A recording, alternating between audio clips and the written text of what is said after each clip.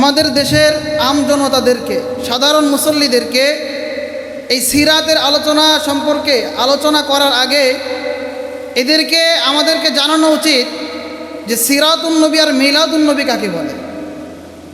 যখন একটা সাধারণ লোককে সিরাতুন নবী আর মিলাদুন নবী সম্পর্কে সম্পূর্ণ বিষয়টাকে তাদের সামনে স্পষ্ট করে দিব, তারপরে যদি আমরা সিরাত সম্পর্কে মিলাদ সম্পর্কে আলোচনা করি, আমি মনে করি সাধারণ মুসল্লিরা আরও উপকৃত হবে। যেমন দেখেন, মিলাদুন নবী শুধু একটা দিন একটা সময়, সেটার হুকুম কি, এই সম্পর্কে আলোচনা করা একটা মুস্তাহাব আমল, নফল আমল, তাই না? কিন্তু সিরাতুন নবী যেটা আল্লাহ রসুল সাল্লাল্লাহু আলাইহি ওয়াসাল্লামের পথ, জীবনধারা, চরিত্র, তার সমস্ত জীবন বৃত্তান্ত, তার দাওয়াত, তার জিহাদ, তার আমল, নামাজ কালাম যা কিছু আছে, তার চরিত্র, তার সাহসিকতা, তার মুহাব্বত, ভালোবাসা, সম্পূর্ণ জীবন বিধান, এই বিষয়টা শুধু আলোচনা করেই ক্ষান্ত হওয়া যাবে না। মোহতারাম হাজিরিন, আল্লাহ রসুলের সিরাত সম্পর্কে আলোচনা করেই শেষ করা যাবে না। মিলাদুন নবীর হুকুম ছিল আলোচনা করা, শোনা, জানা, এটা ভালোবাসার স্থান থেকে। কিন্তু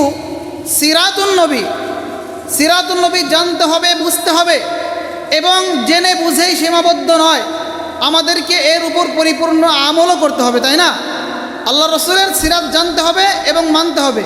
তো আবার শুরুতে চলে যাই।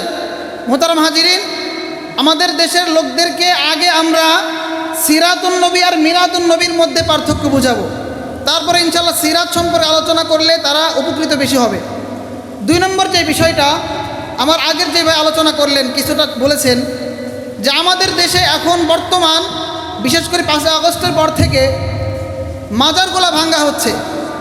আমরা আলেম হিসেবে যে কোনো লোক খুব সহজে প্রশ্ন করে যে ভাই, এই যে দেশের মাজারগুলা, ওলি আউলিয়াদের দরবার, খানকা শরীফ যে ভাঙ্গা হচ্ছে, এটা আসলে ঠিক কিনা? দেখেন, এখানে আমাদের একটা দুর্বলতা রয়েছে, সেটা হলো আমরা তাদেরকে মাজার কাকে বলে, ভণ্ড পীরের আস্তানা কাকে বলে, বিষয়টা স্পষ্ট করতে পারি নাই। আমরা যদি তাদেরকে ওলি আউলিয়া কাদেরকে বলে আর ভণ্ড পীর মুরিদ কাকে বলে যদি বিষয়টা বুঝাইতে পারতাম, তাহলে হয়তো তারা ভণ্ড পীর এবং ওলি আউলিয়াদেরকে পার্থক্য করতে পারতেন, এবং এই মাজারগুলা ভাঙ্গার পরে আমাদেরকে আর বিরক্তিকর কোনো প্রশ্নের সম্মুখীন হইতো না। আল্লাহ তাআলা আমাদেরকে এই 2টা বিষয়ের উপর আমল করার তৌফিক দান করুক। আসসালামু আলাইকুম ওয়া রাহমাতুল্লাহি ওয়া বারাকাতুহু।